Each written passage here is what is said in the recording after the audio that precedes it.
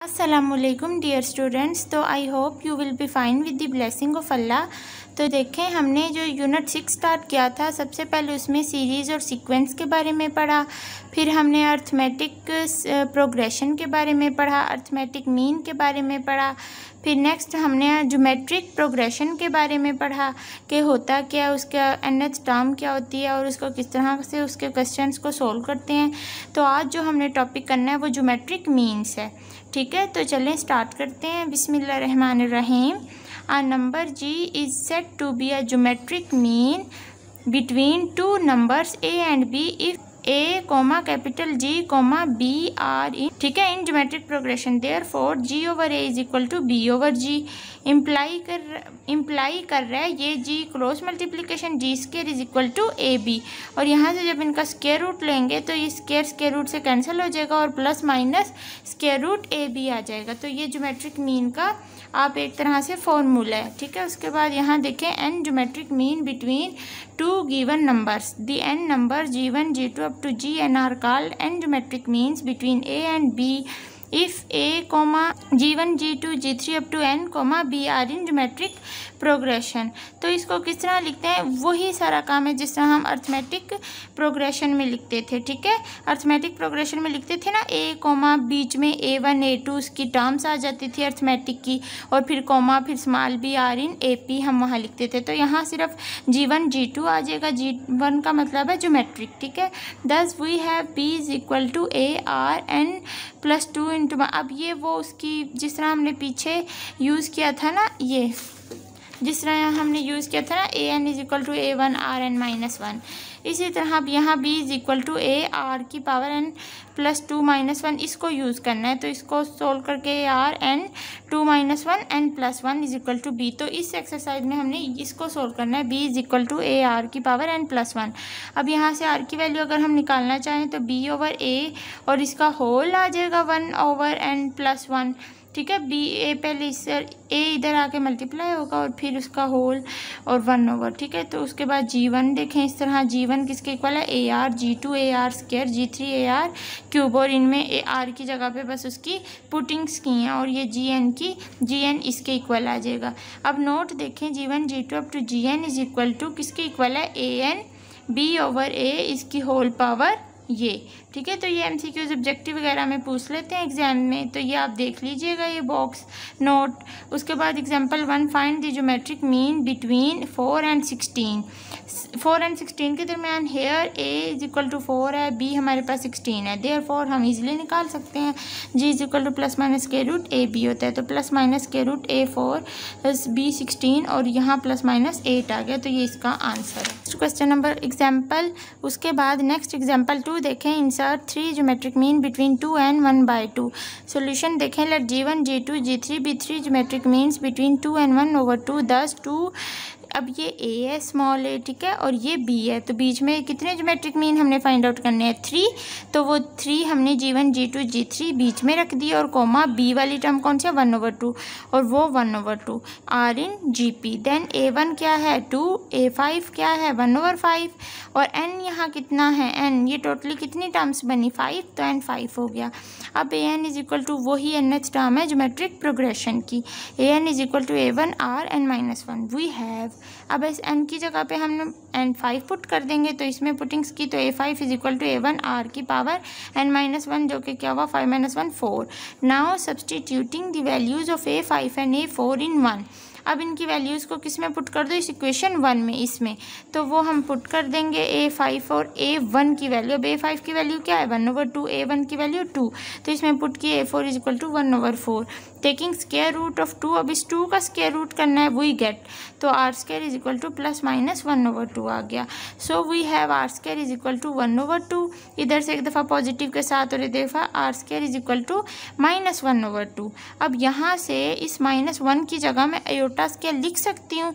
जी बिल्कुल लिख सकते हैं, क्योंकि हम पढ़ के आए हैं कि एयोटा स्क्वायर किसके इक्वल होता है? -1 के इक्वल होता है। हमारे पास ये r is equal to plus minus, इसको जब सोल्व किया तो 1/√2, और जब इसको किया इसके ऊपर स्क्वायर रूट लिया तो ये स्क्वायर कैंसिल हो गया, तो r is equal to plus minus 1/√2, और इस एयोटा के ऊपर जब स्क्वायर रूट लिया तो वो स्क्वायर रूट से कैंसिल, तो एयोटा आ गया।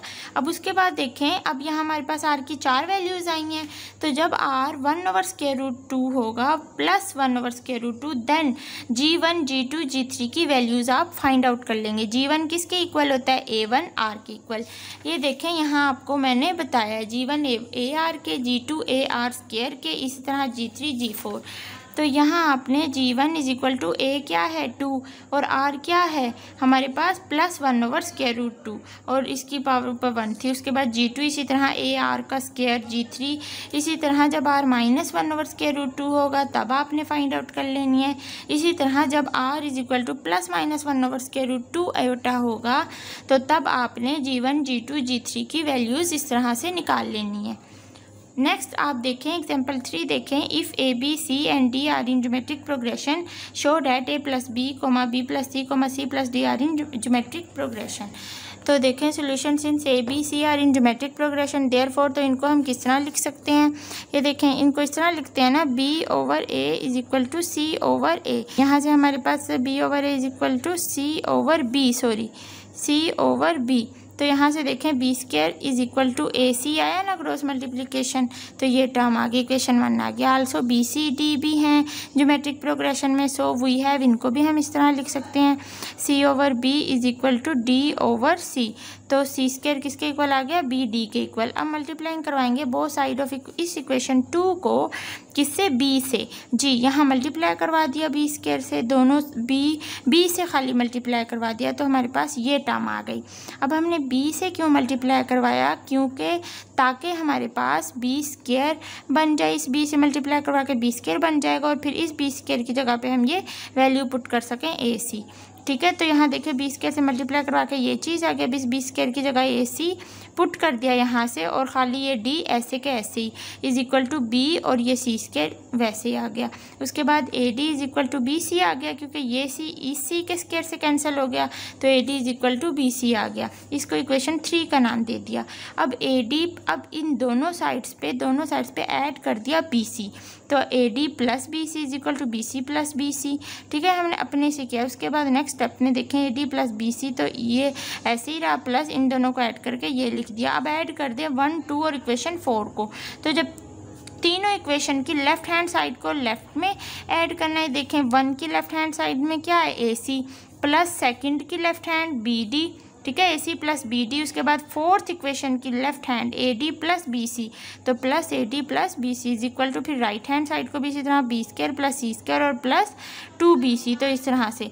और उसके बाद यहाँ से नीचे से कॉमन लेके और फैक्टर्स बना लिया इसके, is equal to b plus c का होल स्क्वायर इसी तरह से, और ये हमारे पास इसका क्या आ गया? ये a plus b comma b plus c comma c plus d क्या है? ज्योमेट्रिक प्रोग्रेशन है। बस ये प्रूफ करवाना था। नेक्स्ट अल्हम्दुलिल्लाह इसकी एग्जांपल्स हमने कर लिए हैं, तो एक्सरसाइज स्टार्ट कर लेते हैं। एक्सरसाइज देखें 6.7, फाइंड ज्योमेट्रिक मीन बिटवीन, इन दोनों के दरमियान ज्योमेट्रिक मीन फाइंड आउट करना है। इसमें here a is equal to -2 iota, b is equal to 8 iota. Then we know that geometric mean किसके इक्वल होता है? प्लस माइनस के रूट a b के, तो a ये था, b ये था, पुटिंग्स की सोल्व किया, -16 आयोटा स्क्वायर, आयोटा स्क्वायर की वैल्यू हमें पता है -1 होती है, वो पुट की, और यहाँ से plus minus minus minus plus हो गए 16, और ये इसका स्क्वायर रूट 4 होता है। तो geometric mean between -2 iota and 8 iota is 4 और -4, तो ये इसका सोल्यूशन है। उसके बाद नेक्स्ट इसका सेकंड पार्ट हमने किया, फर्स्ट आप खुद कर लेंगे, इजी है। Question number 2, insert 2 geometric mean between 2 geometric mean find out करना है। इसके भी 2 पार्ट्स हैं, देखें किस तरह करेंगे। 2 and 16, let g1 g2 be 2 geometric mean between 2 and 16, then 2 comma g1 comma g2 comma 16, 2 geometric mean find out करने ना, तो 2 g1 g2 2 डाल देंगे इन दोनों के दरमियान, आर इन gp। अब here a1 is equal to 2 and a4 is equal to 16, so A4 is equal to A1 R की पावर n-1 मतलब 4-1, तो क्या आ जाएगी A1 R की पावर क्यूब। अब A1 R की पावर क्यूब किसके इक्वल है? A4 के, और A4 की वैल्यू क्या है? 16, तो 16 is equal to A1 R की पावर क्यूब। तो यहाँ अब A1 की वैल्यू क्या है? 16 इज इक्वल टू 2 R की क्यूब। ठीक है, तो यहाँ से R की क्यूब इज इक्वल टू, ये 2 8 ज़ा 16, तो यहाँ से R इज इक्वल टू कितना आ जाएगा? 2 आ जाएगा। Therefore G1 is equal to A1 R होता है। तो A1 कितना है? 2, और R कितना है? 2, तो 2 2 ज़ा कितना हुआ? 4, एंड और G2 कितना होता है? दो ही ज्योमेट्रिक मीन फाइंड आउट करने थे ना, तो G2 कितना होता है? A1 R square. तो यहाँ 2 इंटू 2 का square is equal to 2 multiply by 4 is equal to 8। तो 4 and 8 are two geometric means between 2 and 16। इस तरह से हम 2 ज्योमेट्रिक मीन्स फाइंड आउट करेंगे इन दो टर्म्स के दरमियान। Question number 3 geometric means find out करने बिल्कुल सेम है ना, इनमें बस आप दोनों के दरमियान ये A होगा, ये B होगा, और दोनों के दरमियान G1 G2 G3 3 हमारे पास आएंगे ज्योमेट्रिक मीन। उसके बाद नेक्स्ट क्वेश्चन देखें, insert 4 real geometric mean between 3 and 96। अब इसके दरमियान 3 ज्योमेट्रिक मीन फाइंड आउट करने थे, और क्वेश्चन नंबर 4 में हमने 4 ज्योमेट्रिक मीन फाइंड आउट करने। तो ये भी बिल्कुल इसी तरह होगा ऊपर के क्वेश्चन, लेकिन फिर भी मैं बता देती हूँ। देखें, let G1 G2 G3 G4 be 4 geometric mean between 3 and 96। देन इस तरह लिख लिया इन GP। ठीक है, बीच में कितनी टर्म्स आएंगी? 4 आएंगी, 4G आएंगे, क्योंकि हमने 4 ज्योमेट्रिक मीन फाइंड आउट करना है। तो 3A है और 96 जो है लास्ट टर्म जो कि 6 है। सो A6, अब ये A n is equal to A1 Rn-1 है, यहाँ n हमारे पास 6 है, तो n की जगह पे 6 पुट कर दिया, तो A1 R की पावर 5 आ गई। उसके बाद 96 is equal to 3R5। A6 किसके इक्वल है? 96 के, तो वही यहाँ पुट किया, और R5 की वैल्यू ये आ गई। अब देखें, R5 को 3 के इससे कैंसिल किया तो 32, और R5 इज इक्वल टू 2 को 5 टाइम से मल्टीप्लाई करें तो 32 आता है, तो हमने ये 5 ले लिया। तो अब यहाँ से 5 कैंसिल, तो R की वैल्यू कितनी आ गई? 2 आ गई। अब हमने इसके G1 G2 फाइंड आउट करने हैं। देखा, G1 कितना है? A1 R के इक्वल, और A1 कितना है हमारे पास? 3 और 2, तो इनको मल्टीप्लाई किया 6। इसी तरह G2 कितना आ जाएगा? G2 is equal to A1 R square is equal to 3 into 2 का स्क्वायर, तो कितना आया? 12। ठीक है, उसके बाद G3 फाइंड आउट कर लेते हैं। A1 R cube is equal to 3 into 2 की पावर कितनी? क्यूब इज इक्वल टू, इसको सोल्व करके कितना आया? 24। और इसी तरह फिर आप G4 is equal to A1 R की पावर 4, ठीक है, इज इक्वल टू 3 इंटू 2 की पावर 4, तो इसका आंसर कितना आया? 48। ठीक है, 2 की पावर 4 16 मल्टीप्लाई बाय 3 48, तो 4 जो हैं 4, तो देखें 4 real geometric means between 3 and 96 are 6 12 24 और 48, वही हमने ऊपर से लिख दिया। उसके बाद नेक्स्ट क्वेश्चन देखें। Question, if both x and y are positive distinct real number show that the geometric mean between x and y is less than their arithmetic mean. Geometric mean किससे लेस देन है? Arithmetic mean से, तो ये हमने show करवाना है। तो यहाँ देखें, let a and g be arithmetic mean and geometric mean between 2 positive real numbers x and y, then a is equal to कितना है? x प्लस वाई ओवर 2, और ज्योमेट्रिक मीन कितना है?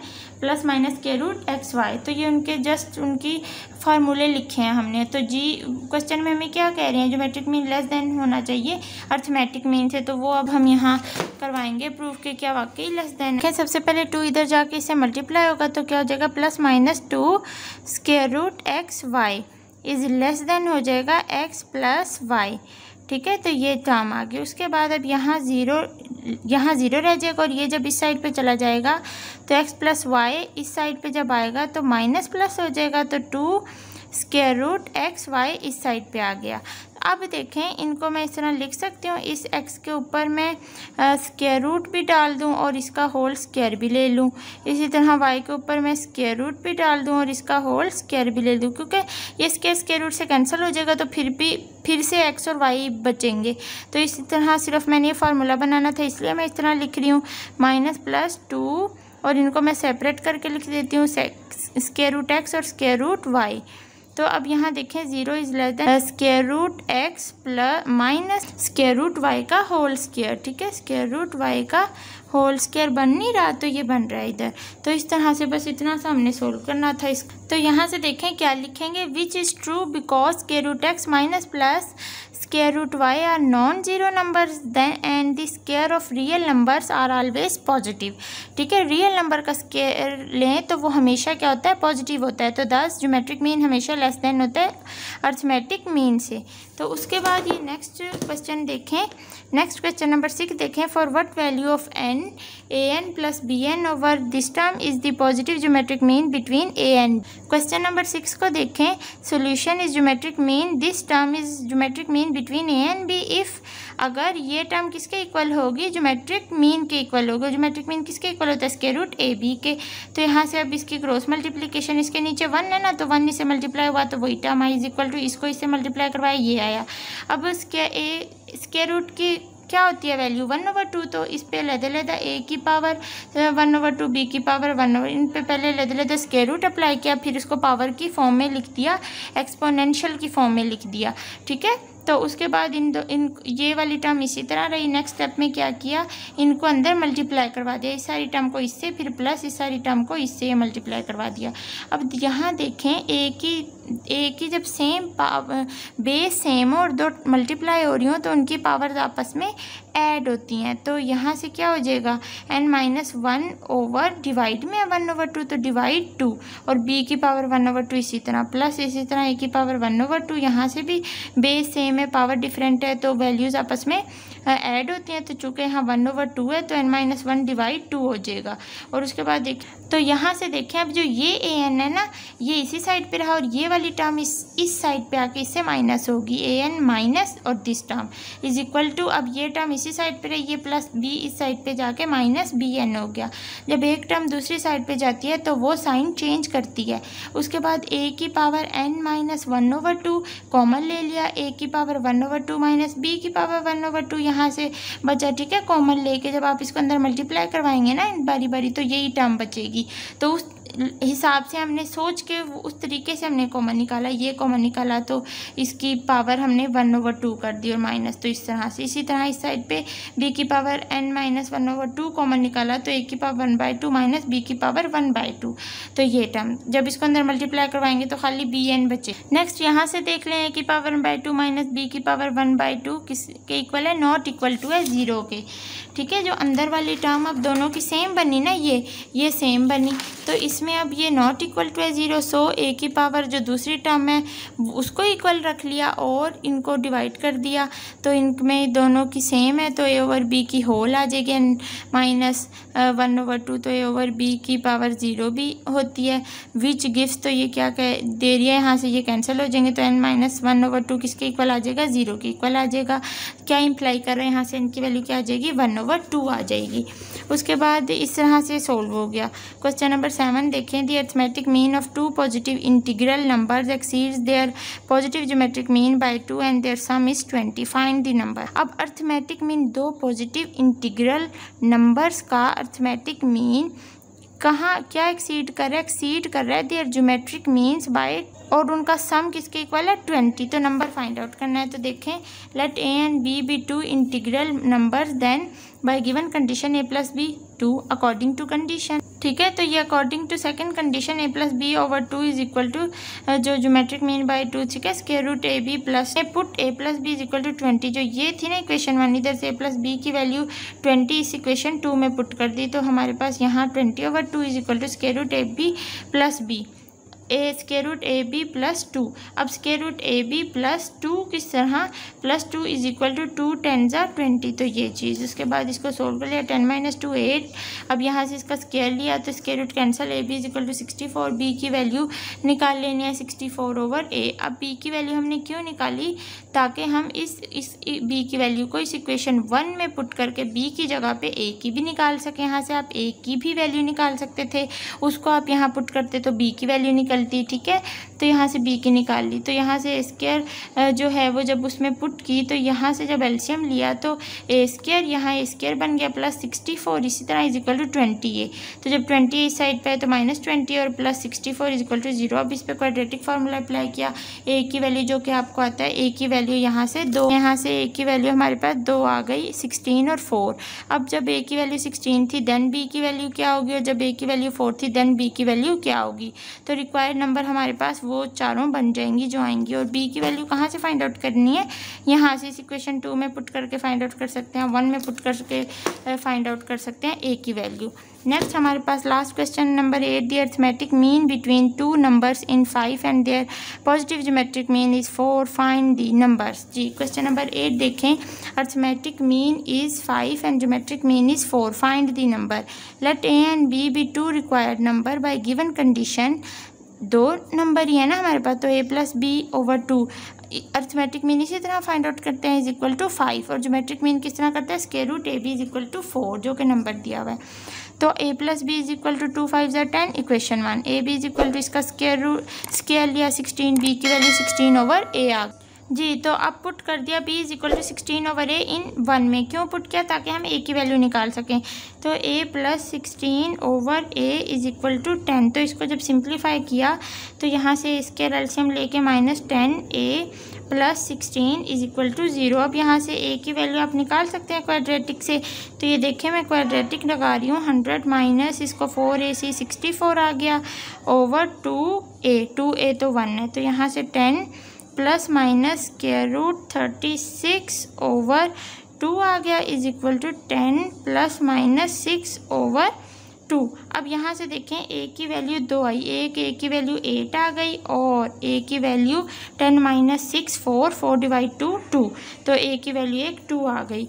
तो अब यहाँ लिखेंगे इफ़ a इज इक्वल, तो क्या लिखेंगे, if a is equal to 8 then b is equal to 10 minus 8। b वाली कौन सी वैल्यू है, यहाँ आप पुट कर सकते हैं, b की is equal to 10 minus a हो जाएगा।